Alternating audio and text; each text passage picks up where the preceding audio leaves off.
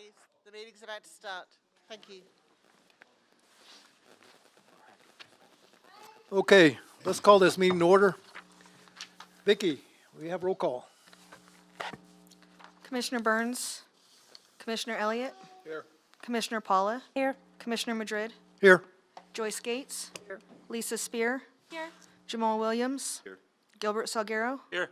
Clyde Davis, and Thomas Martin. Okay, we have a quorum. Approval of the minutes for October the 18th, 2021. Any corrections? I move for approval. Second. Okay, we have a motion and a second on the floor. All those in favor, say aye. Aye. Any opposed? Same sign? Abstain. Okay, we have one abstention.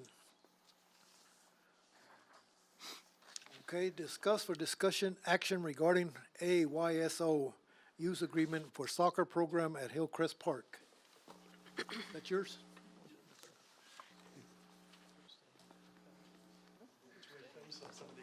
Are we doing microphones or? Yes, Okay. microphones. As we discussed in one of our earlier meetings, I want to say October meeting when we met out at Mid-Houck, we had a discussion on AYSO and the fact that there's no board and no board of directors now, and there's obviously no one signed up. They didn't do anything the last 2 years. There's no current governing body per se. And we kind of made an understanding that we would move on that to try to dissolve our agreement, I guess, with them, even though we don't have a current agreement, is not renew an agreement. We have since talked to the regional director, Pat, on this, who, I don't know if you would like to speak also, sir, but I just kind of want to make sure which direction we're going with this, as far as the AYSO goes in that corner of Hillcrest. And thank you, Mr. Chairman and members of the board. We did meet with both organizations, both CYSA and AYSO, Mr. Snyder, and to discuss, what programs were offered by both of the organizations. After, and as well as to clear up any misunderstandings of one league versus another league. And after those conversations, I think that Mr. Snyder felt a little bit better about what programs that CYSA offers versus what programs AYSO was offering. There is definitely some duplication between the two organizations. And so at that time, of course, they would like to still try to maintain AYSO. However, unless something has changed between our last meeting and this evening, they still had not been able to organize and get the league going back together again. CYSA does obviously this last season did compete. They're obviously off for the break and will be returning for spring. But they definitely felt like that they would obviously be able to take on the additional kids that would potentially participate in CYSA as an organization. So this evening, what we're looking for is Mr. Hooper alluded to is a direction on whether or not to renew the youth agreement with AYSO or essentially just to move forward with only one soccer league within the city, which would be CYSA. Okay, thank you. Does anybody have any questions, discussion? I guess I've got a thought. What would you consider an appropriate time frame to, I guess, let things continue on the way they are? I mean, I'm going to say by the spring, if they don't have league sign up and have moved forward with that, then. And I'm not sure either on that appropriate, and off the top of my head, that does seem to make sense. If they do, or if they're knowing that they're not going to have their user agreement renewed, then I know that there's certain processes that the organization has to begin as far as dissolving them as an organization. And Pat, you may be able to explain that a little bit better. I mean, they do have assets that they own that they may need to get rid of, et Step cetera. up to the mic, please. Front and speak, 'cause we're on television. Thank you. May we have your name and address? Good evening. I'm sorry, what was the question again? On the given time frame, if say you were extended the ability to try and reorganize by the spring timeframe. Is that enough time to reestablish?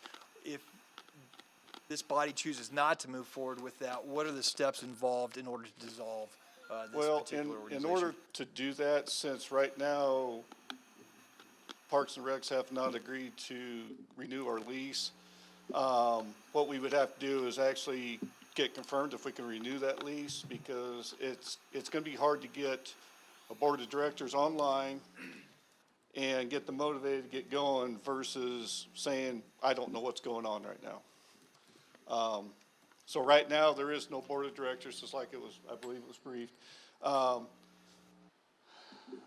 Quick background was that the board of directors that was currently in place prior to COVID have either moved on to other things or actually moved out of town.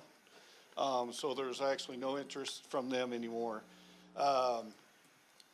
The programs that AYSO has to offer, we can actually expand where we've been in the past years that anybody has seen AYSO go here in the city of Clovis. We've got a lot more programs than what we've basically advertised right now. So as a national organization, we've got plenty of programs to offer from 3-year-olds clear up to adults, to include disabled players, whether they be physically or mentally disabled. We can do that as well. So as I stated to the commission that I've talked to before, along with CYSA, is we've got a lot to offer. Just because it hasn't happened in the past doesn't mean it can't happen down the road. So obviously the interest has to be there. It's just like CYSA, the interest has to be there in order to have the program in place. So since we haven't had a large number of people interested in stuff, that's why the programs really haven't been offered. So it's not a lack of trying, it's just a lack of participation. Thank you very much. You're welcome. You got any other questions for me? Thank you, thank you. Any other questions? Any thoughts? Thank you. I have one, Chairman. Thank Go ahead, you. Lisa. So Pat, do you feel that if given the time to the springtime, that you guys can create some following? What I will say is that if we know we can get a lease with the city, I can definitely pursue a much harder on getting the board of directors in there. That would include, if you would decide to go with AYSO, we could look at bringing CYSA board members across to the AYSO program, since they do very similar activities as what we do as board directors. So that would be highly encouraged, for one. And on top of that, it would help as far as getting training and stuff done like that. And if I may explain on that one a little bit, all training done to board members, coaches, referees is done absolutely free. There is no cost out of their pockets whatsoever. So we can train 99% of the volunteers right here locally. Okay. So, and does the equipment that's there, is that the city's equipment, or is that AYSO's That or belongs- CYSA? That belongs to AYSO, and then CYSA, the equipment they use belongs to them. Okay, is that what one of the biggest concerns is the equipment or just the contract?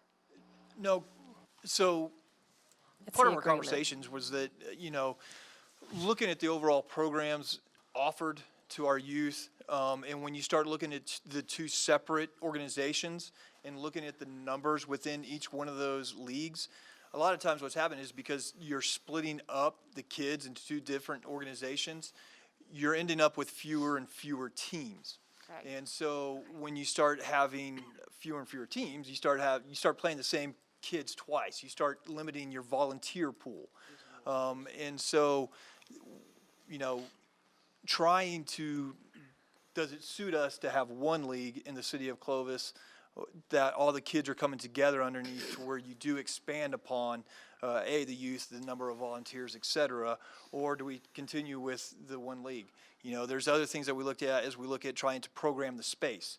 If you looked at our parks master plan, there was some thoughts of trying to relocate the soccer organizations down to the southern half of Hillcrest Park. and then which would free up that space if we wanted to potentially repurpose it for some other use. So we felt that when we started looking at this, and with CYSA getting reestablished, coming back out of the restrictions, we thought, well, maybe now is the time that we start to look at this. And so that's what Russell started to go out, trying to re-get the user agreement assigned. And once we weren't able to do that, and started having conversations about the board not being there, and I totally understand why their board and organization is not there at this time, and thought, well, this is a discussion for us to have, to where if we do make a decision, then we are able to move forward, and it's not going to impact anybody currently within that program. Okay, any more questions? Go ahead, come on. Is there any interest in moving? You said you can possibly consolidate with the CYSA. Are you guys interested in just moving, since they have a field house and they put a new cover, and are you guys interested in moving over there? So I believe, and correct me if I'm wrong, with the master plan that was in place, should y'all decide to go with AYSO, we would probably, I presume, occupy where CYSA is at? And so the question is whether or not, I don't know if it's, I can't imagine this organization and this body saying we are dissolving CYSA and moving them into AYSO. I think it's very much potentially the opposite of that, since CYSA has a current board in place, as well as the league has been, had the last 2 seasons, I think, that they've participated in. And so what would happen is y'all chose not to move forward with the user agreement with AYSO, then the one league would essentially become CYSA, which would be the organization that soccer is offered through in the city of Clovis itself. So once again, I can't imagine you guys dissolving CYSA that's already been stood up and happening. Mr. Chairman, may I make a comment? So I'm actually very familiar with this situation because I have 2 boys that have played soccer I've been involved in it over 16 years. CYSA is a very strong organization here in Clovis. So we're not going to dissolve CYSA. I do completely agree that having 2 different leagues is very difficult, just because, again, the same kids, especially as they age up, play the same teams over and over and over. I would love, more than anything, to see AYSO and CYSA get along and play together. And I have no problem keeping, I know there's not a current agreement, but say, providing a temporary agreement for AYSO to stay where they're at now, say, until the 1st of May. That would give you 6 months to form a board and potentially start a spring program. And if AYSO can join up with CYSA and become a part of CYSA, I don't know how you guys do that. I know ASO is its own national organization as well. If they want to combine, that's fine with me. But I guess just to keep this open indefinitely, I'd like to see that space be used for some other form of recreation if AYSO doesn't form a board. How about that? I understand. Unfortunately, there would be no way to combine both organizations, not with the way the charters. Right, CYSA would bylaws have are to written merge out, into correct? It's AYSO. either going to have to be one or the Right. other. No, I understand. So, but maybe that will give you 6 months to talk together and at least play games together. I don't know. Excuse me, but either way, we were talking about moving them all south. Both leagues were going to go play south. No, We I weren't- thought we were going to leave. No, we're not going to leave that other one. We were going to move them south. Before we were talking about that before, that we were going to move both leagues on the south side. The leagues were going to be separate, but they were all going to be over there on Hillcrest on the south side. That other place was going to be used for something else. And the master plan that's in the master plan. Yeah, and Mr. Chairman and members of the board, yes, the master plan does show moving those both leagues to the southern part of the park of Hillcrest. We haven't put a time frame on that. And so True. that's, I think, could be another conversation. But as far as moving forward with a user agreement.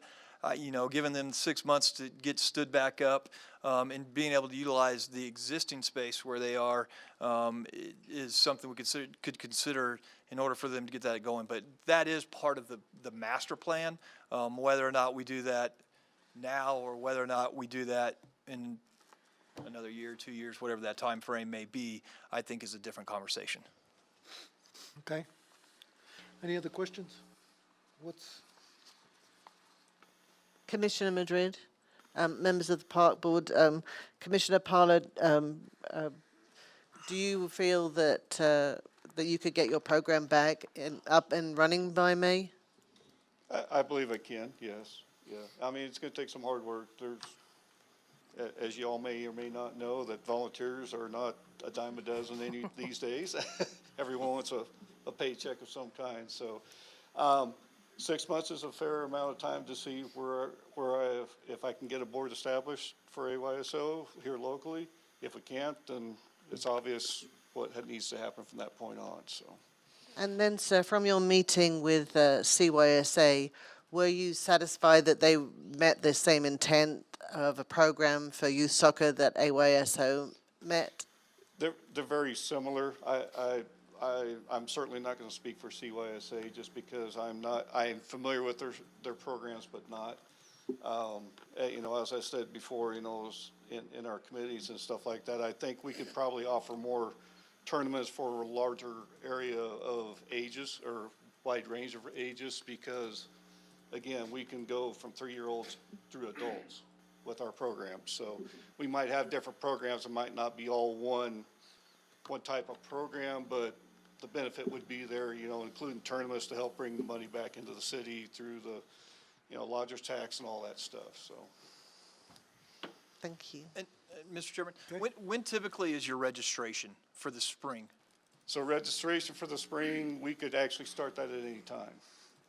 Just When because typically do you do it? basically our fall season would already be over Yep. with. So our membership year, if you will, runs August 1st through July 31st. So, and I believe CYSA is pretty close to that same fiscal year membership year, if you will, whatever term they use.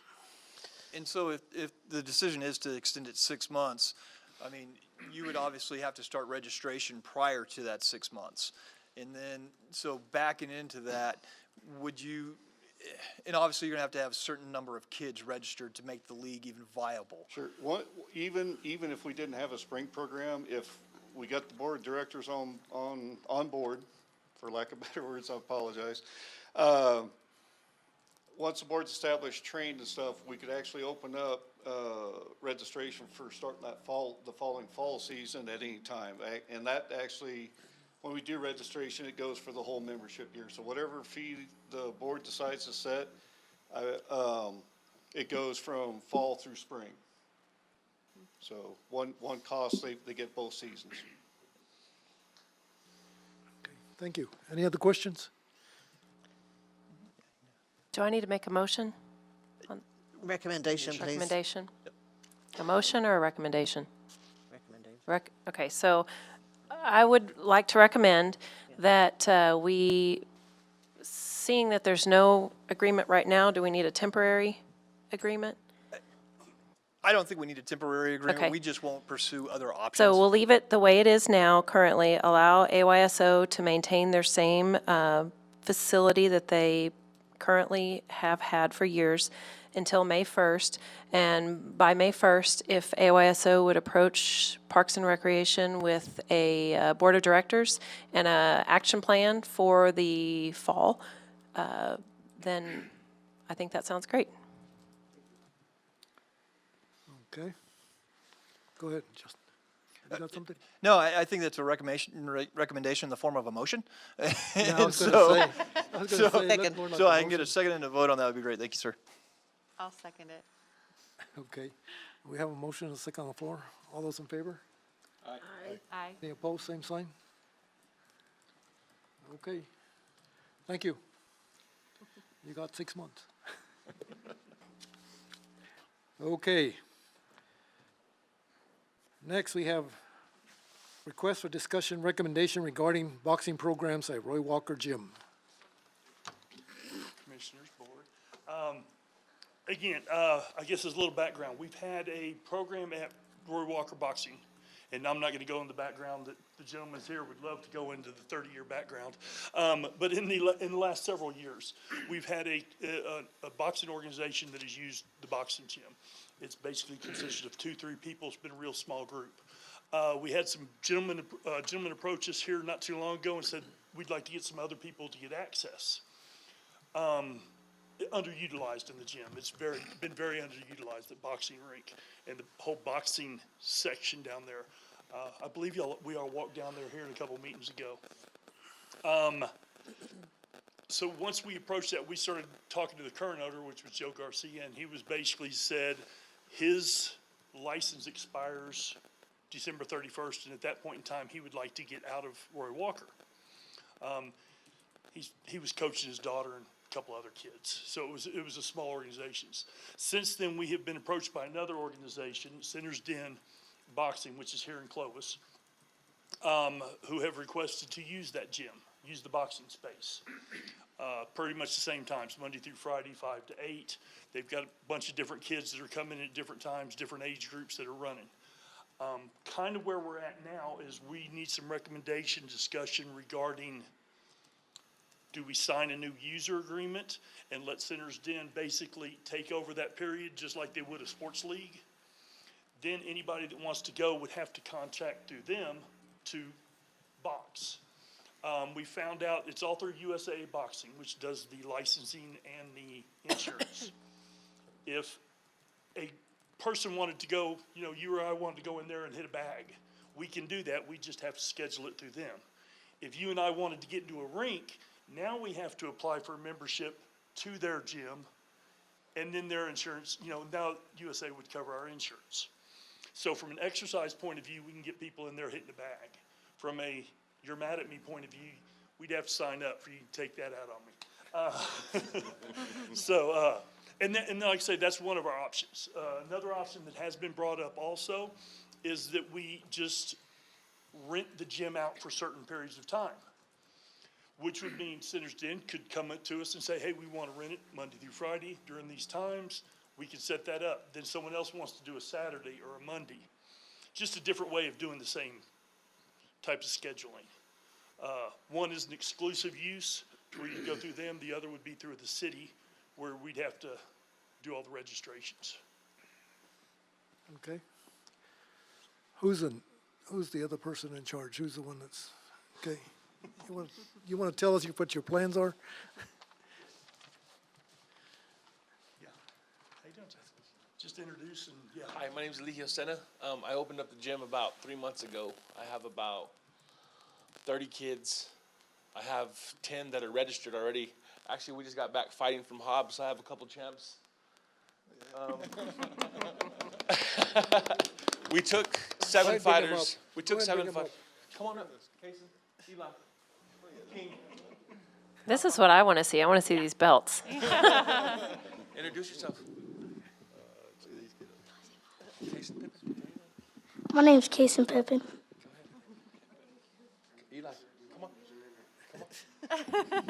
They're shy, but they can fight. My name is Eli Sarchevik. My name is King Reese. This is actually a Rafael Reyes. pro fighter that I've been training. What's your record? Yeah, he's been fighting. He actually got a major belt. Anyways, Congratulations. thank you. We took 7 fighters, won 4 of the bouts, and we ended up winning team tournament trophy for most fights won by Clovis. So my plans are to get that gym back open and maybe throw some fights and bring some revenue to the city.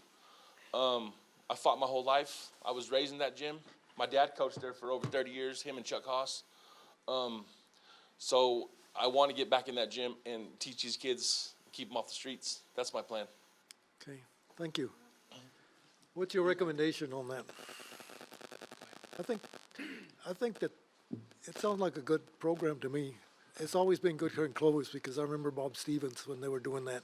And they had a lot of, Chuck Hoff. they had a lot of professionals come out of that deal. His dad Coming was out of the actually- basement, His dad was, this is Earl Large. His dad Is was Earl actually- Large? Yes, this Oh, is okay. Earl Large's son. Hall of Fame, Earl Large, yes, Yeah. sir. Yeah, I He's remember actually Earl one of the Large. coaches as well. Him and Yes, Tony I'm second Romero. coach. And I used to hang around with Tony all the time, so I knew Earl too. Yes, He was sir. always on his motorcycle. Yes, he loved them motorcycles Yeah. back then, Harleys.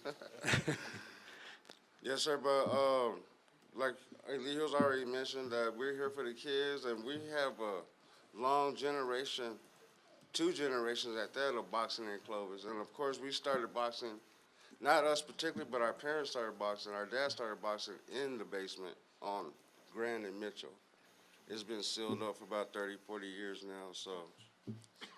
But we're here now, we're here to represent our hometown. We've already put a crew together. We got like about 30 kids. A few of them are registered. We had, our fights this weekend, and we did pretty good for our first time. We won team trophy at that, representing Clovis, so, it's a very good start. We have boys and girls, which is rare because when we were growing up, we didn't have girls in the gym at all. So it's a beautiful thing that we get to do that. And our parents, you have to believe it or not, our parents are there on a daily basis, which is very nice because we didn't really even have that back then. Kids would be just popping up left and right. But the thing is, we're very serious about what we're doing, and we've already started this without the city. So that's how serious we are about this. But we want to join with the city. Roy Walker is our stomping ground. We grew up in there, and we should feel like all our histories in there. You see all the pictures and stuff? That's our teams, our parents' team, all back history, and that's what we're here for, to bring it back. It's been there for a long time. I can't even believe it's been there so long. I've been gone for about 25 years. And when I come back, and he'll tell me, hey, we're going to do this, and I want you on board. And we did this, and we're doing it right now. It's physical. It's, and we just want everybody to feel comfortable about what we're doing and how serious we are about the matter for our kids in our hometown, to represent strong. Thank you. Okay, so what program do you think you need? You need to rent it out, or do you need to go with the city and? No, it's always been solidified with Chuck and George, and they always maintain, the boxing gym opens at a certain time, so we have to have some kind of control. We just can't have anybody in and out that gym. There's a lot of property in there, so it has to be taken care of the right way. And it has been. We walked in there, we were like, wow, we can't believe that. It still looks pretty good in there. It looks, after all these years. And we felt at home when we walked there, like, oh, man, we had some good times in there. And we want to bring it back to us, for our representing Clovis, be the best in New Mexico. And this is not a one-year thing. These kids are 10 years old. We have to bring them up, grow them. It takes years to become professional fighters, to be the best fighters in the world, and that's what we're going to do. We're going to promote Clovis to be the best in the state, best in the country, because that's what our parents were. Best in the country, fighting in the Olympics, fighting professional, fighting world champions. That's where we are from. And we want to bring that back to Clovis and let everybody know, hey, we're back on top, and that's what we're going to do. That's all it is. What you're trying to tell me is that you guys want to run the gym and Completely. Yes, sir. We don't need no outside interference. This is a strong team. We got a 3-headed coach system already. We're ready. And then plus we still have other coaches that are involved. They're not actually on the team, but they're still registered coaches no matter what. And Okay. so we got a strong team, man. We're going to see a big difference when we come in there. okay?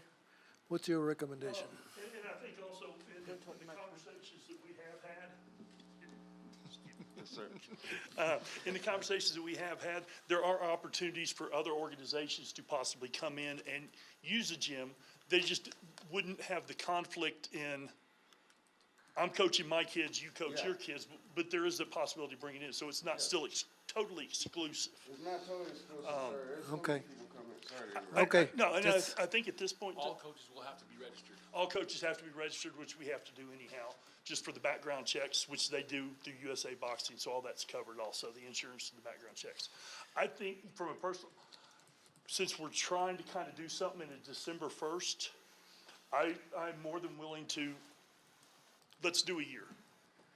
Okay, At this point in time, we either, if we adjust our structure, wouldn't mean we're kicking them out, we just may adjust the formatting of it. But it's gonna be kind of difficult to do stuff between now and January 1st, and we don't want to drag it out and just keep it totally empty. That would be my recommendation. And Mr. Chairman, members of the committee, would they be bringing their own equipment in, or will they be using the City of Clovis's equipment, please? Yeah, oh yeah, we're using the equipment, that equipment's been in there since we were there. That equipment can't go nowhere, we can't even take it. But no, that stays there, everything stays there. All the equipment, we got more equipment, but if we were to bring our own equipment, something was to happen, then we would move our own equipment. But everything that's been in there from 20, 30 years. Excuse me, that equipment, the city of Clovis has no equipment in there. That's my equipment. Our equipment belongs to the Clovis boxing team. We hustled that money from bankers, Jimmy down at the Winter Schnitzel, Coach Tony Epps, and a bunch of donations. The city used to give us $350 a year, you know, and then so we buy a little equipment. Afterward, they just cut us off. And so what is your name for the record, please? My name is George Senna. I coached there for 37 years, Okay. from 1979 when it was opened up. So you had a boxing organization that played there under an agreement with the City of Clovis, and you, We just stayed there all the time. That nobody bothered us. His daddy fought for the world title 2 times. Didn't even make the newspaper, right? 3-time national champion. Kevin. Brooks Bird, 2-time national champion. Antonio Roscoe fought on the Olympics. We had Ernest Van fought in the Olympics. And boxing just doesn't get that kind of credit. The Wildcats get that credit. That's just the way it is here in Clovis. okay. We've got a wrestling team coming in now, so it's moving forward. Yeah, I was going to say, I told him, look, I work with Chuck, you know, he said, I'll give you $1 million education in this business. We worked up in the glove table for over 20 years, you know, and so I learned the boxing in and out, but he was still the chief. Chuck came out of the military. He's originally from Pennsylvania, but he'd been in all the armed forces, and so I was opposed to a lot of stuff, but, you know, you can't have 2 chiefs and 1 chief, a bunch of Indians. So whatever he said went, you know, and that's what I told him. You have to take control because not everybody wants to come in and do this and do that, and you have no discipline. The kids don't learn discipline. That's one reason I quit a little early, I think, right? They're not learning anything in school. Even the church, they come out and sit 3-4 feet off the door, and they're already on their cell phones, on Facebook. Jesus. so, Mr. Chairman, members of the Parks Board, there's a gentleman here this evening that precipitated this whole conversation. His name is Rick Alcon. Rick, Ricardo Alcon. you know him?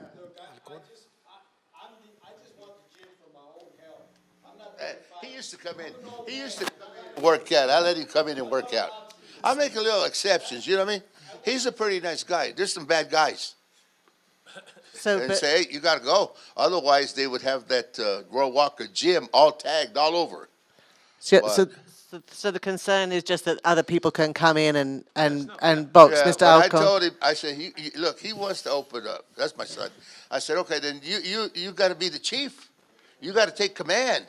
And you say, they picked up the gloves here? Well, you put them right back where you picked them up at. You have to have discipline. That's what the kids are there for. They're not going to box all their lives. They're going to get married. They're going to have jobs. They got to have some kind of discipline. Otherwise, there's jailhouses around here. Okay, thank you, George. That's, Thank you. Chairman, so that's, I love what you guys are doing. Congratulations, boys. You guys are doing awesome, and I'm glad that you guys have found a sport that you are passionate about. I definitely take Russell's advice on this, just because I'm a little unfamiliar with it. But my biggest concern is if somebody wants to come in but doesn't know if they want to be a part of the team or be a registered person underneath your organization, can they still use the facility, or how can they still use the facility? Yes, then they would under be, the way it's they would done? be allowed to come use the facility. There's going to be people that come in and just want to work out, and I don't mind that. But they can't get in the ring, they can't spar, they can't have any kind of contact. They can come and work out and do what they need to do and then leave. And I don't mind that. I believe also, as we had that conversation, they do a monthly registration.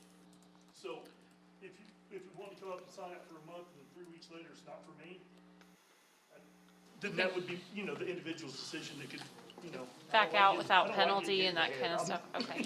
And if they want to come work out, then they can come do it for free. I don't mind that. If they want to come there and lose some weight, get some steam, blow some steam off, then that's fine with me.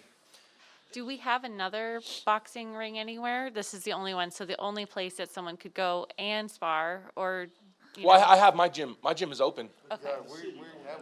The only one that the city has. But Yes, so yes. if somebody wants to, they do have to register. If they actually want to get in the ring, they have to register because it's under your insurance. Yes. So if somebody currently, like now, or if they didn't have an agreement, how would someone be able to do that under the city then? Do they have to have insurance or sign an agreement? And, Mr. Chairman, members of the board, no, it's not open. So you cannot go in and just decide to go get in the ring, start sparring with somebody. Okay. That is not allowed.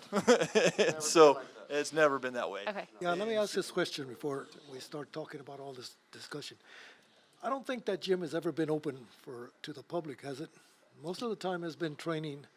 I know some of the people have been training there, but I've never seen anybody go in there and just use that gym unless somebody was there. Not in recent years. In recent years, yeah. Not recently, right. Which is what started this whole conversation. Okay.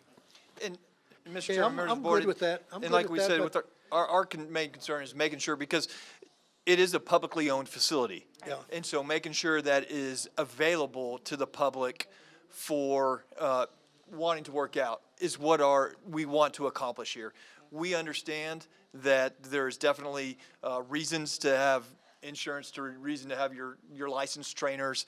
And so we want to make sure that we're honoring what USA Boxing requires.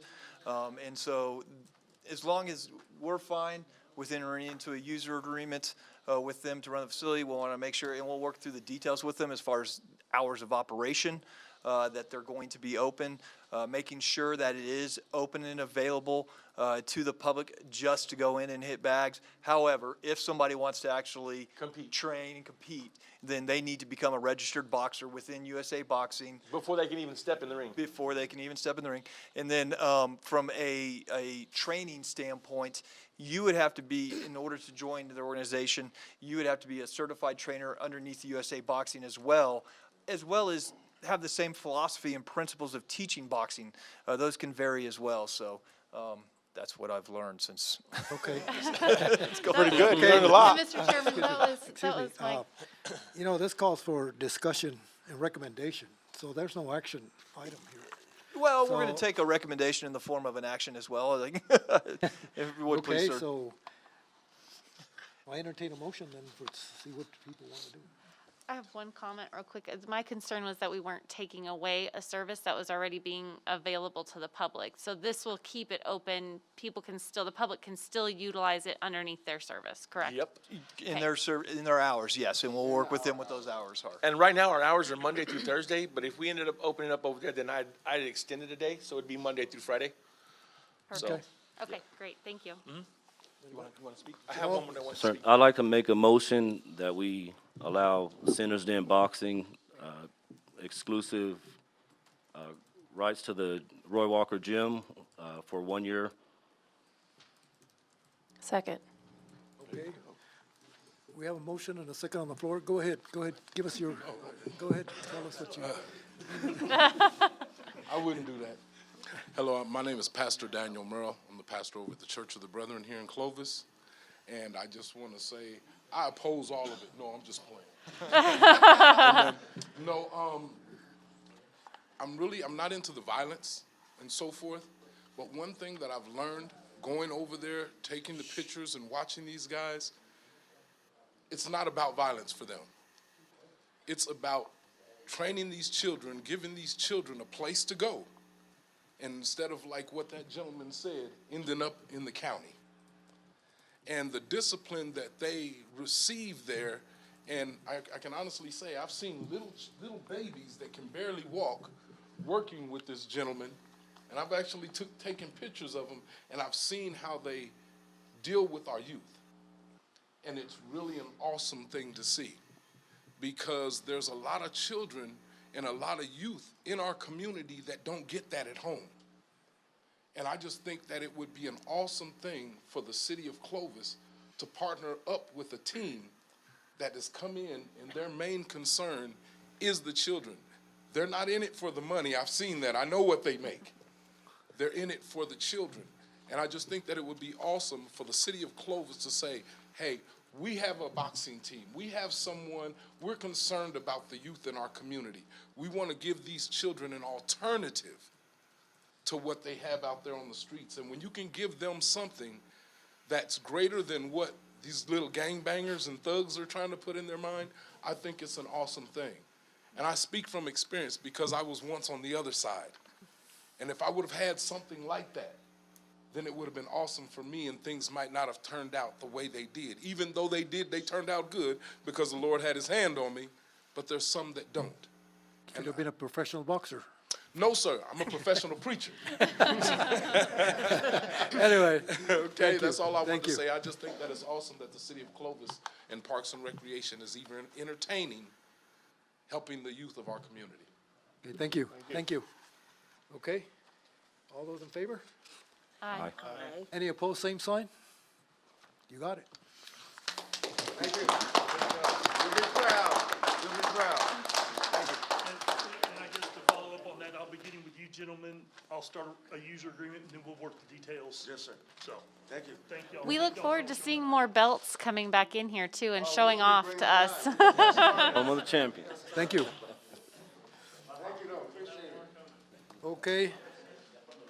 Request for discussion recommendations regarding Ned Hook Motorsports Program. Hold on, everybody.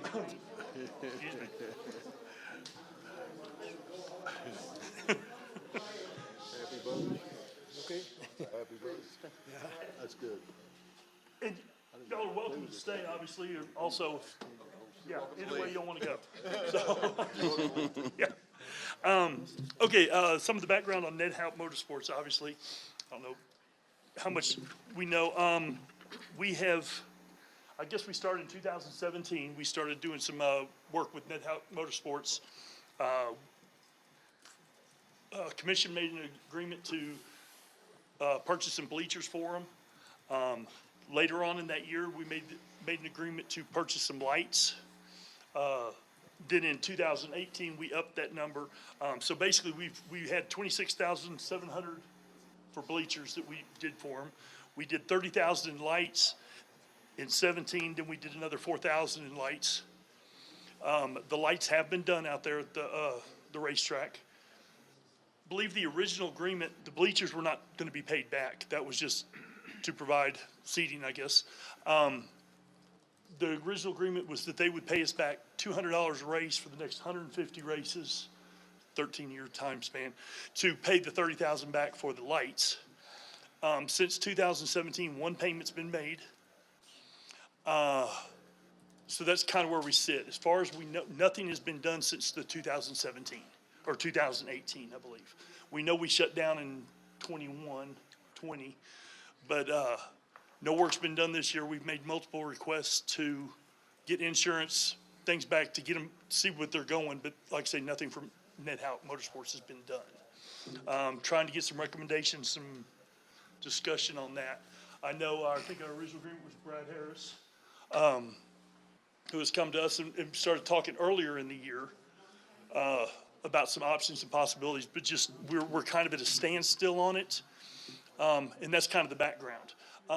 As far as now currently, we've had some other people approach the Parks Department, the mayor, and say that they've seen it sitting idle and would like to do some things. I don't know if that was specifically with the motocross, with the whole motor complex. So I'm kind of unsure on that one, but we've kind of got some other people that are interested and would like to do some stuff. We've got the area, we've got the land. So we kind of need some discussion going on what direction the city wants to go, basically. I know, like I say, Brad's here. He may want to talk on what the plans are, what they're wanting to do going forward. And then, like I said, we've got some other discussion with the people making proposals and wanting to do stuff. Okay. Brad?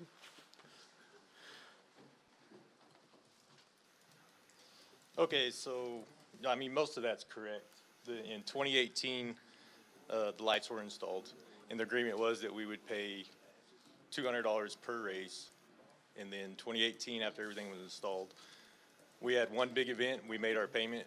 And then also that year, we had a tornado come through there that tore out the bleachers, our fencing, did a lot of damage. So then we started working on the facility, getting it put back together. And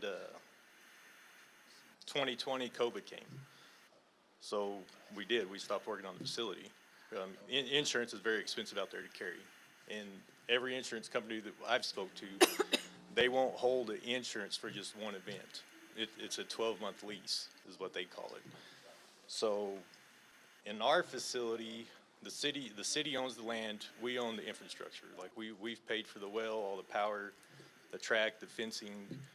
As far as the motocross, it's still on the same complex. And like I said, we've built a motocross track, which we've worked on the motocross track a lot this year. We've pretty much built a whole new track. And I did meet with Mr. Holwaltz, and I think Claire was there at the last meeting. Russell kind of gave them a vision of what we had planned. And since then, we've been working on the facility, but at our facility, it's hard labor. You don't show up with a pen and piece of paper. Like, you got to show up ready to do some hard labor out there. It's not easy. So the hardest thing for us as volunteers, just like every other organization, because we're a non-for-profit organization. So.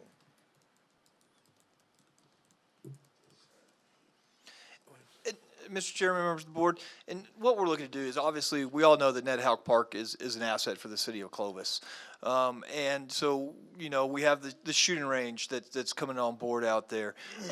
Outdoor recreation has been promoted extensively by the state of New Mexico. In fact, it created the outdoor rec department for the state of New Mexico. And so we see it as an opportunity. And so we're looking for direction on, do we want to maintain the relationship that we have with Ned Houck Motorsports, or do we want to potentially put out an RFP to utilize that facility to see if there are other opportunities or other people interested in trying to run the facility itself? That would not preclude, if that is so, the direction of this committee with a recommendation to the city commission, would not preclude Mr. Harris from submitting his own proposal back into us. But like Mr. Harris said, there's been some challenges that have been there in the past, obviously, with not being able to have events, et cetera. That's been difficult for them. But mainly, we're just looking for direction on where we want to go. The city has been contacted by other people that want to potentially utilize the motocross. I know that it's a sport that is becoming more broad, and a lot more people are participating in motocross activities.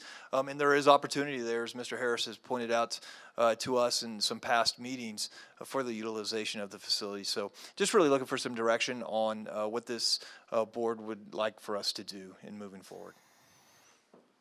Okay. Any questions, any recommendations? I have a question. So, Mr. Howell, when you talk about putting out an RFP, are you looking for people to come in and bid on renting the facility? And thank you, Commissioner Paula. We would probably put out an RFP just to operate, manage, and run the facility. Okay. And that's essentially what we have with Mr. Harris right now, is that they basically run the facility for the city of Clovis. Okay, currently. so, But it's not a real clear, it's kind of a muddy situation, because whenever we built the racetrack in 1995, we had an agreement with the city of Clovis that we had a 99-year lease on the property, and the infrastructure we paid for to be built. So, I mean, it's not a real clear situation in my head, how it works. And now I'd have to go back to council on that. I've read the bylaws. It predates me, yeah. I have the original agreement, I have the updated agreement, and it's kind of it's very beneficial to the city of Clovis and our organization. 'Cause, I mean, the city's helped us out tremendously, and I mean, since I've taken over this facility, I think we've had the most successful years that track's ever seen, but. So let me ask you this, Mr. Harris, would you, because I understand that volunteers are very difficult in every organization, would you be interested in potentially having the city put out an RFP to find people that would be interested in, I guess, working together rather than having one organization that's, I don't know, at some point I feel like, can we all come together and No, I and make this happen? No, absolutely. Give me your thoughts on that. I totally agree with you. And we do that all the time. And our best help at the facility are the airmen that come in. Problem is, we get really good ones that'll go out there and work, and then they're gone. So if you put an RFP out there, this is what happens. I've been doing this for 25 years. Is those people come out there, and then they meet me, and they want to get on my equipment that I own, and they want to go play Tonka trucks in the dirt, and they don't know anything about it. So that's kind of the issue you run into with the dirt track, the motocross deal, and then it turns into work. So usually how this works is we'll get 4 or 5 people that have kids that do motocross. And y'all are right, motocross is blowing up. It's doing really well. They'll come out there and they'll work one event. And then we put out a schedule, and then it's me, my wife, and my kids out there putting on an event for 400 people. Because it's hard work, it really is.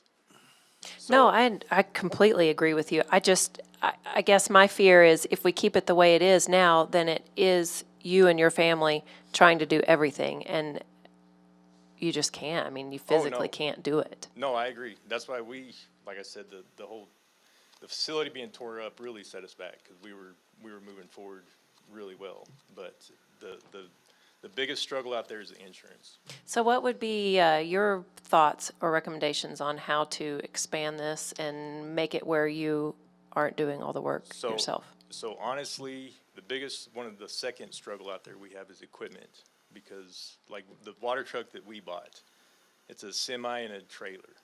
Okay, well, motocross, we let them use it, but I mean, they've already burnt up a clutch in it, and I mean, that's $2,000 to fix. And so really, the motocross, they need a good water truck.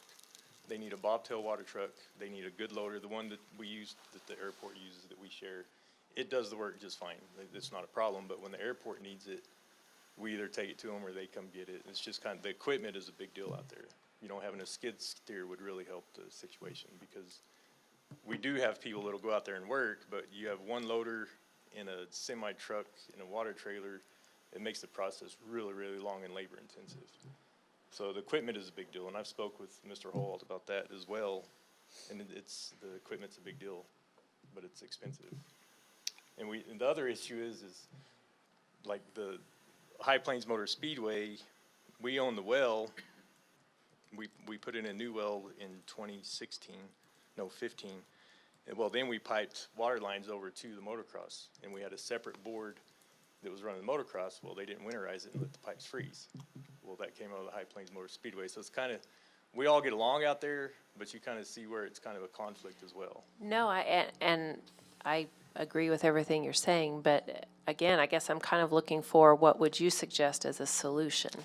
The solution is to, number one, get we don't have to have new equipment, but better equipment out there would be one solution. Because we have 5 guys right now on the board for the motocross, and they, you know, Colton, Sean, they'll all go out there and work.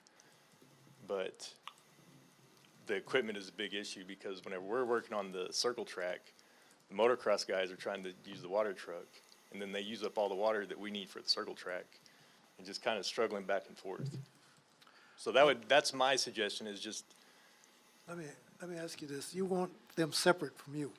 No, it works better if we're together, because like I explained to Mr. Holwalt early in the summer about a meeting we had, is if we had a motocross race on Saturday at noon, and then they're usually done by 4 o'clock, well, then the circle track has a race.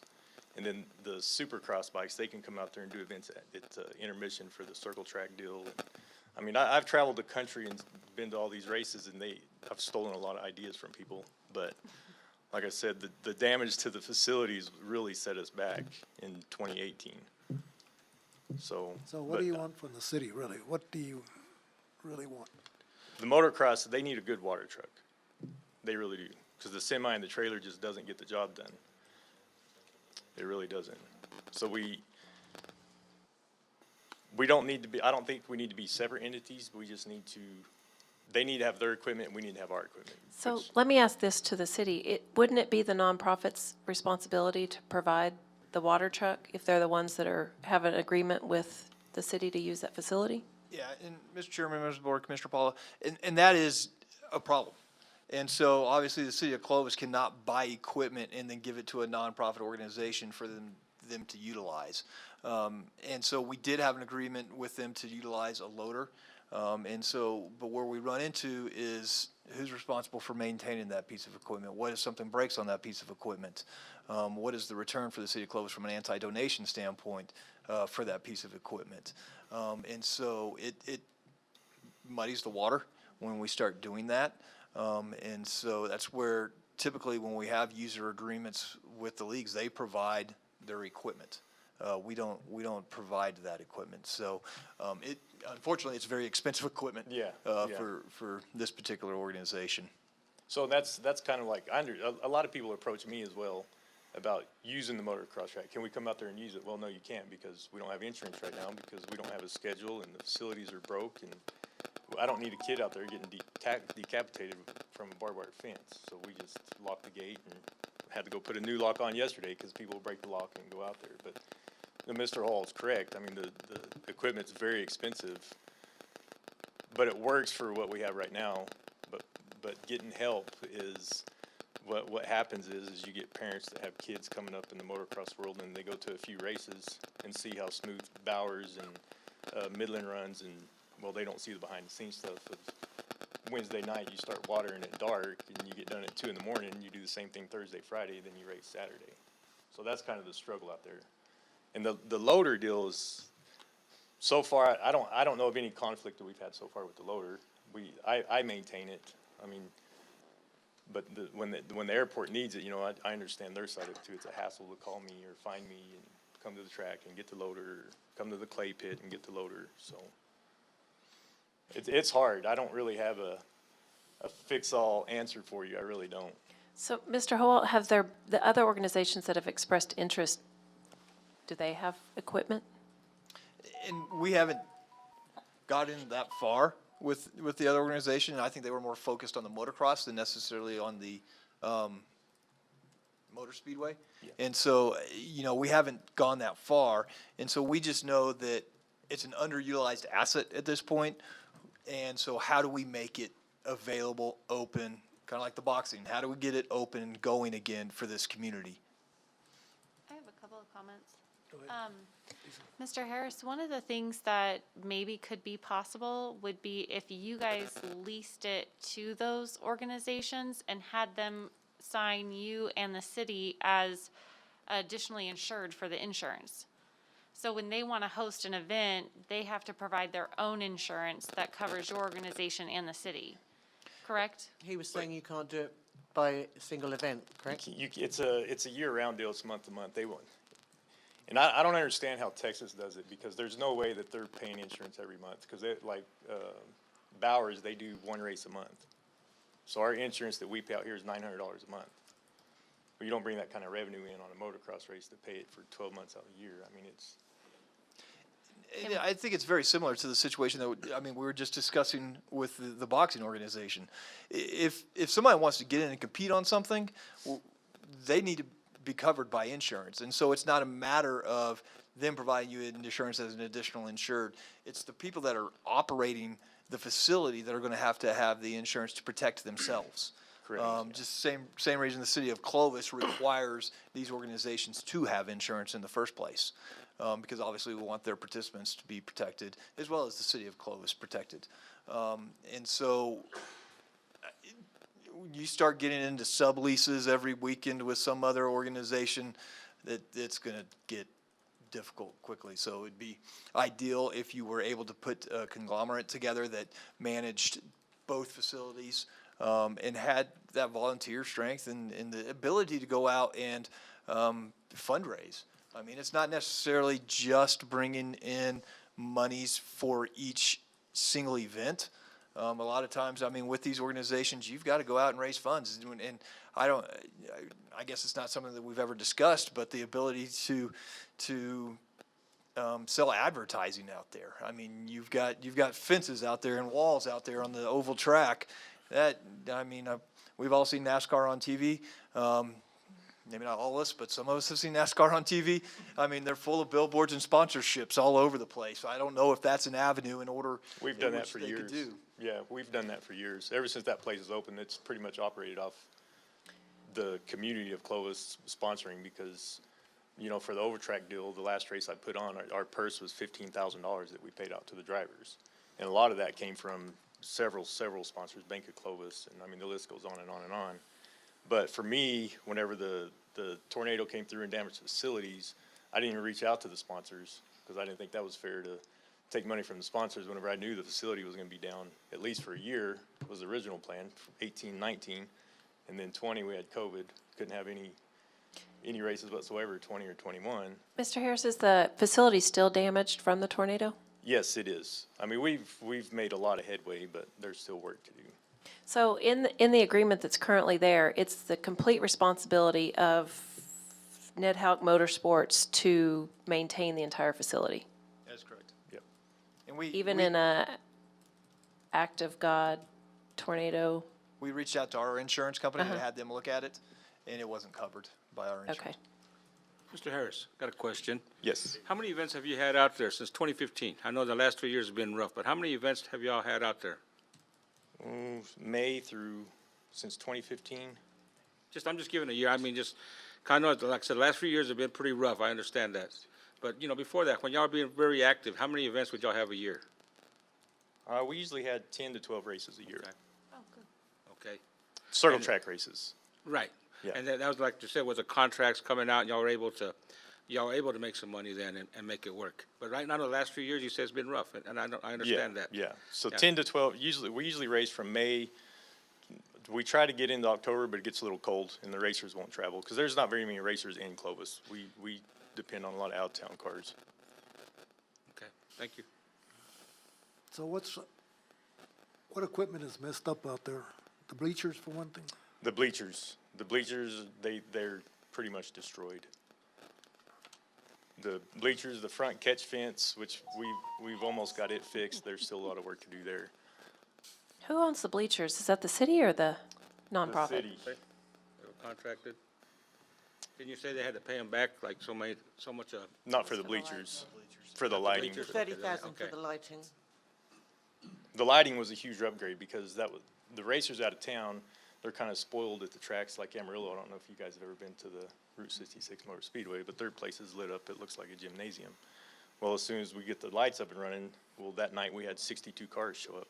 And I know Mr. Elliott has been out to the facility, and when you get 62 cars show up at Clovis, it's a big deal. That's a big deal. And it was just because of the lighting. Well, then 2 weeks later, the tornado comes through and destroys the facility. So that's kind of where we're at. But like I said, the Mr. Hall, it's correct as far as the equipment.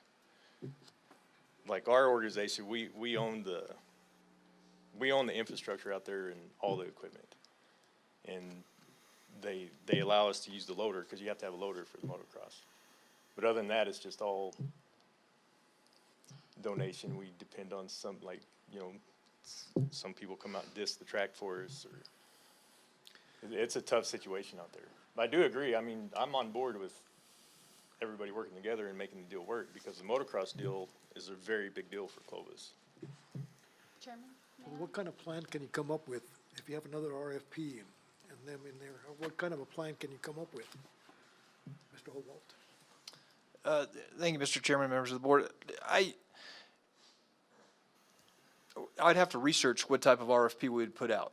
I mean, I think it would probably be very similar to what we potentially did with,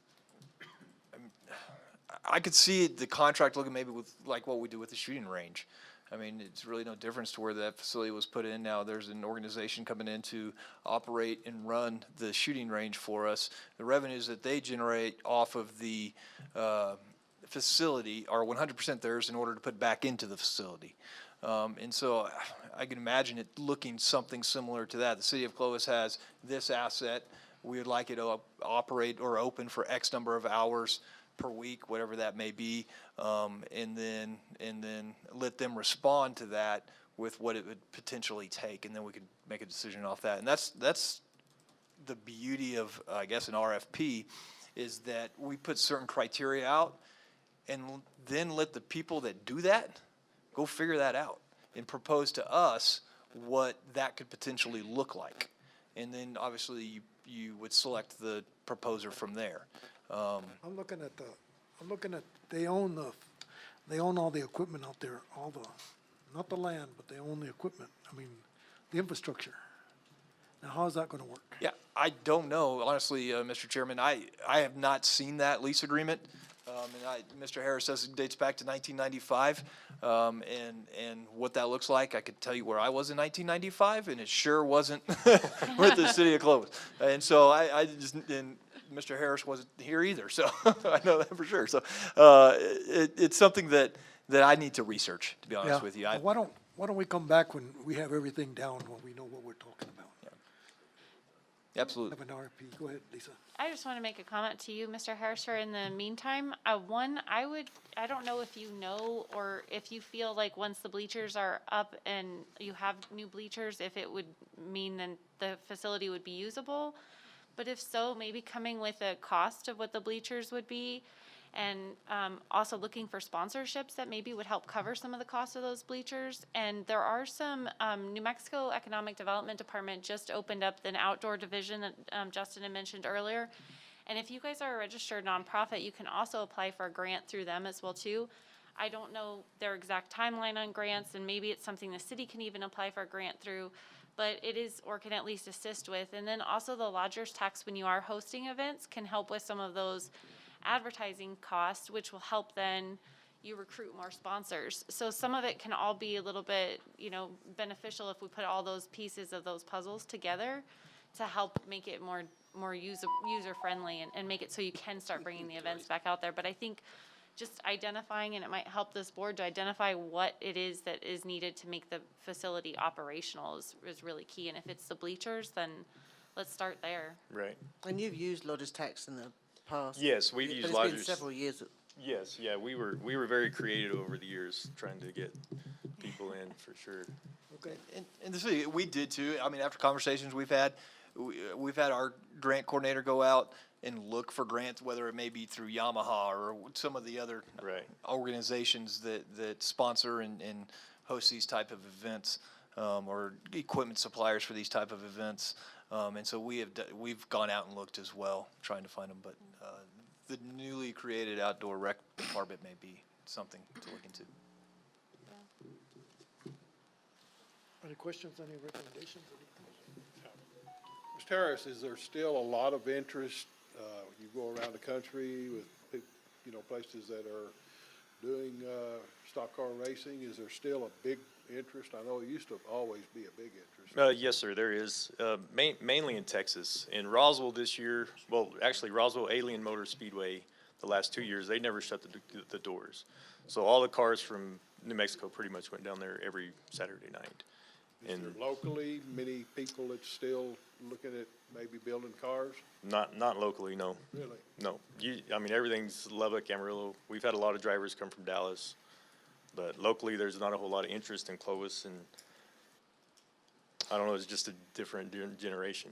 I know when we were out there, when it was, a bunch of cars were there, we were amazed at how well it come out. We got one car, one group out, and another one in, and that was impressive to me. It sure was. So y'all were doing something right.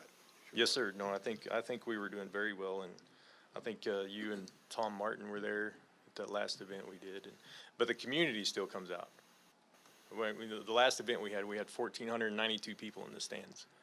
So they'll come watch, but they don't want to build a race car, which is understandable. But as long as they come watch, I guess. But I'm open for suggestions because, like I said, right now the facilities, the bleachers, which we have tore apart, the flag stand has to be rebuilt. The front catch fence, which is it's a 20-foot catch fence with a 4-foot concrete wall, and I mean it's 700 yards long. No, it's not that long. It's 400 yards long. So I mean it's just there's a lot of hard labor that needs to be done out there right now. So. And as far as the motocross, like I said, I'm open to suggestions on the motocross, but like you said, I mean, the water truck is a big deal, and obviously the city of Clovis can't buy equipment for non-for-profit organization. So, but if there's a water truck laying around that we can use. I don't guess you have to give it to us, but I haven't found that one yet. And I looked. any other questions for me? I don't have any questions. Any other questions? I don't know. I think we, go ahead, Claire. Do you sublease the motocross piece then? No. Okay. No, so the lease with the city, so the way this started in 1993, Ron Dixon leased the land from the city for 99 years for $1. Okay, and then he loaned the Motor Speedway, I think it was $70,000. And then we built, which I did help build the Motor Speedway. But 95, I was 17 years old. But anyway, so we built the Speedway, and then we had a contract with Ron Dixon that we paid him back per race, which Mr. Elliott probably remembers this. But that's how the infrastructure was built. So then the Motor Speedway owns the well, the electricity, the stands, the track, and so that's how the whole deal came about, given a little history on the complex. And we renewed the agreement in 2018, I believe, which was still the same, other than we reworded for the lighting situation. Okay. I think we ought to come back with a plan or with all the information so we can make a decision on this. Because right now, I don't know where we're at. By the way. And Mr. Chairman, that's great. We can certainly table this item for now, and allow us an opportunity. Like I said, I was unaware of the 1993 lease agreement. And so, we can take a look at that and formulate what potentially we could come up with. Okay. I entertain a motion, we go ahead and table this too. Do I have a motion? I make a motion, we table this issue. That's okay. Okay, we have a motion and a second on the, Thank you. all those in favor say aye. Aye. Any opposed, same sign. Thank you, Mr. Harris. Thank you. Go ahead. Thank you. I guess the next item on the thing is request for discussion recommendation on the, we're trying to apply for a T-Mobile hometown grant to purchase a mobile projector, basically. It's an outdoor projector screen system. It's a blow-up screen. It really is. Right now, they've really advanced with them. They'll work in up to a 40-mile-an-hour wind. The one we're looking at is a 40-foot screen, so you can almost do it like a drive-in movie. It comes with a projector, which will do everything from DVDs to plug-ins to live sporting events. It's just something that would give us an opportunity to do outdoor events, whether that's, Gearhead Rally we set up and we have movies going, whether it's Smoke on the Water and you're doing background stuff, whether it's movie night in a park, things along these lines. It's kind of what we're thinking. It is mobile, so we can do it. We're not doing a set location at this point in time. Just trying to picture, keep our options open. It's one of those that you literally roll up in a cart, you plug it in, it blows up, you set the projector 6 feet or 8 feet, whatever it is, it'll throw from the front to the back. So it's a complete system, sound and everything. And T-Mobile has a grant that we're wanting to apply for, is what it amounts to. So I would ask your permission to ask for money. Okay. I was just going to make a motion to apply and accept for the T-Mobile hometown grant. Second? Second. Okay, we have a motion and a second on the floor. All those in favor say aye. Aye. Any opposed, same sign? Okay, you got it. That was easy. Next, just updates on some park projects we wanted to go through. Playgrounds, Dennis Chavez has been cleaned off the old playground. AK Sales has been up here working. I don't know if anybody's drove past it recently. There should be some purple poles sticking up in the air. So they've sunk their anchors. Once they get all that up and everything's set, and I think they came back this week. They were gone Friday, the wind. So they came back this week, and now they're gonna start stretching stuff and pulling things. So they'll get the playground set up. I believe the next step's gonna be to get Griego to put in a concrete border, then we'll put rubber down, and we're set. Don't know the time frame. I'll just keep y'all updated as we do find out on that one as we keep going, because we would like to do some form of a ribbon cutting, to mark the event. The next grant, we have another grant that's been awarded to us. So the Dennis Chavez, and kind of the way we did it, I don't know how y'all remember, so we got a $75,000 grant, and basically we came up with 30 grand to add to it to come up with this playground. We have another $75,000 grant that we have been awarded. I am kind of wanting to complete the first one, and then when we do the ribbon cutting, we all get a chance to look at it and see what we got for our money, and then at that point decide which direction to go to, whether we go with some surfacing to change up, get rid of a lot of our sand, do some things like that, whether we need to make improvements on different playgrounds and repair stuff, whether we need to redo a whole one. It's kind of where we're getting at. So I'm kind of wanting to wait to finish the first one, and then we can visit our next 75. We have contacted, I know y'all, we talked about the Kaboom project. They kind of canceled it because of the COVID flare backs up and things like that. The latest contact Kelsey had was last month, and they still have not gotten their partners to reacquire. So we're hoping in the spring something happens there with Kaboom to where we can do another project. Which is part of the reason I'm wanting to wait on the 75, because if we do a project, let's say at Green Acres in the larger, well, that 75 may work to do the smaller playground. That way we've completed a whole park. Just kind of wait to see where we're going in our direction on that. We have applied for, or we're going to apply for a grant for a zoo, which was approved. So, and that's doing a whole bunch of zoo projects, from dredging the lagoon to getting some ADA pathways to getting some fencing in, stuff like that. So that's going to be done by the end of January. That will be submitted. The movie theater, obviously. We've gotten the approved logo and doing some recycle bins. I guess that's two different things. One is our approved logo, which I'm gonna try to get some on some park and rec stuff. And then we're also in our last Keep Clovis Beautiful or Keep America, one of those two grants, on our Track for Trash. We got some money for do some recycle cans. And so now we've gotten that sort of set, and we're about to put in the order for like 50 recycle cans. They're gonna be singular trash cans that'll do bottles only, blue with our logo down the side. Set in Hillcrest mostly is where we're gonna be doing most of them.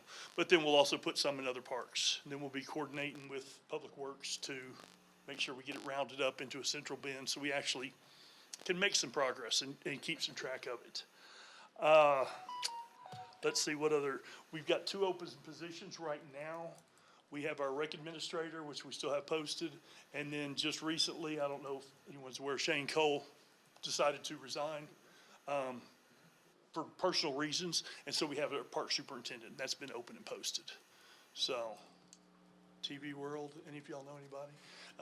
We do have a couple of positions open. Other than that, just some in-house stuff. We're doing some painting in our building, doing some remodeling, trying to clean up our office. I don't know if any of y'all ever been to our rec building. It's pretty sad. Not the happiest paint job in the world from whenever it was done. So we're trying to do some things to clean it up. I got a belief that, you know, if the guys are gonna come in and sit down for lunch, they need to do it in a good environment to where they can create a positive attitude and get back out and go to work. You know, I don't have a problem with them sitting down and relaxing. That's what lunch is for. So we're doing some work on that. We've got some new lights in the building, just to brighten some things up, go LED. We are, let's see, we had the pole that came down. We're still trying to get some quotes on that from Snyder to see about getting the pole up back at Guy Leader. One of them snapped in the wind a week and a half ago. Yeah. So we're kind of waiting on that. Are you going to replace that with a metal pole, or is you going to be able to put the wood one back up there? That's one of those stipulations where you got to make it better. I don't know. Right, and I don't know if we can upgrade one pole. Right. Yeah, You know, it comes into that sort, you know, it's getting one good tire in your car. And it's just like a headlight going out. Isn't it going to happen to more wood? Right. More wood crack too. And Yeah, when so- one headlight goes out, another one goes out. That's going to put you in a bad situation.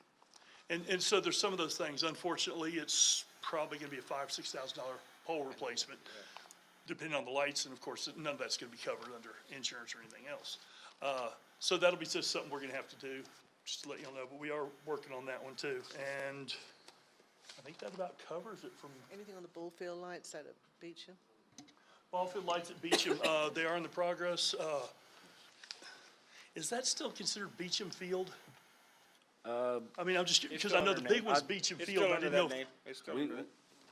Or is it, Still under that name, Beach and Yeah, Field. it Our just, field all is- three- we just use the whole, the pole Beecham park complex? is generally Okay. beach and field, yeah. The field, the But- first field's still called Beach and Field, it's always been that way. right, so like I say, going on a second, they've got the bottom up, I think they've got the wiring in. They were waiting on the truck that was supposed to, you gotta have a good sized truck to pick them things up and set them, and the truck was down. So it's just a matter of they are working on it. Obviously, it's gonna be ready before y'all are, so that was our only concern, you know, with the winds, with the winter. I haven't been pushing them to get that done, just because we don't need it next week. We need it a couple months from now. But no, all that's getting done, then we'll have the people come in and give you and I a class to where the on and off button is, basically. I mean, you work them from your phone, but there's still an on and off button, so. Anything else? Y'all tell me, any questions, comments? About Congratulations, the- anything? I mean, Sporting clays, trap and skeet, how's that coming along? I understand there's some changes that's being made and some things that are being redone and fixed up. Is that working well, or?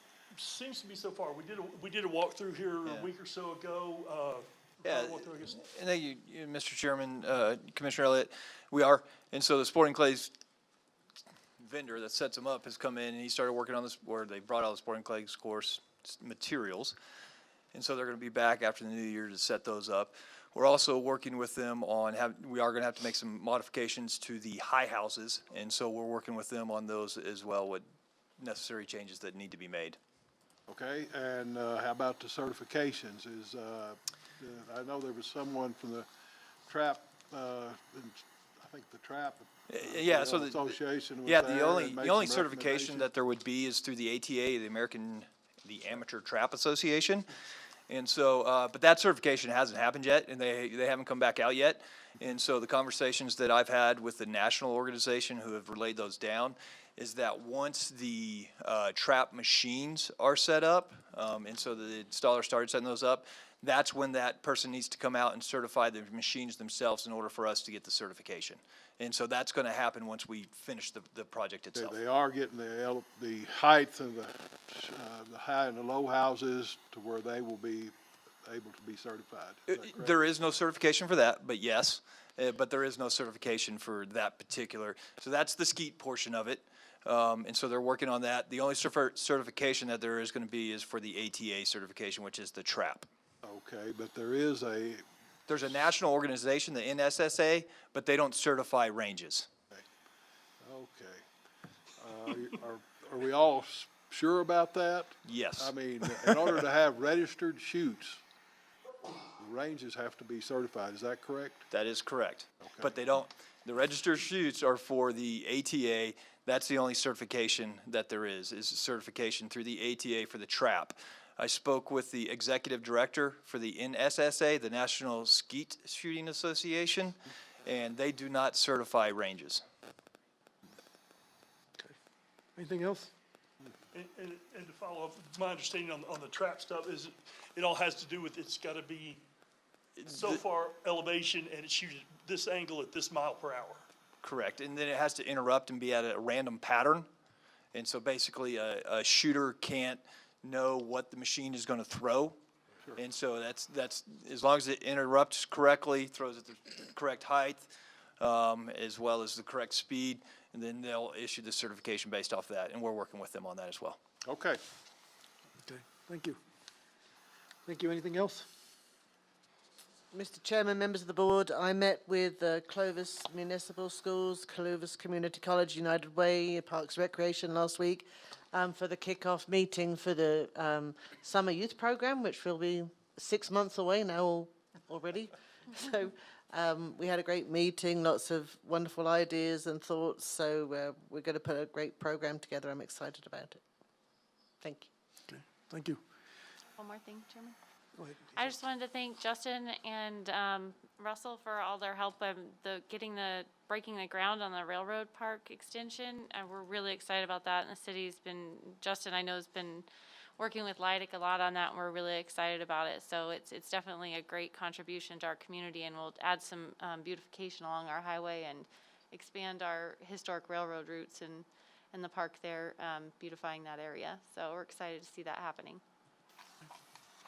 Anything else? Any more announcements? Have you got anything on the Pepe Museum? We're just still waiting on them to do their other stuff first, Okay. I think. Mr. Chairman, members of the Parks Board, I did contact Mr. Pyle, I think it was last week or the week before. He's just waiting for the agreement back from the High Plains Historical Foundation. And so as soon as we get that back, then we can have an agreement come before the commission with regard to the use of the artifacts, exhibits that they would like to have. Okay, thank you. Nothing else? Anything for the good of the order that you have? Anything else? Think. Okay. Okay, next meeting, date and time. Next meeting, date and time.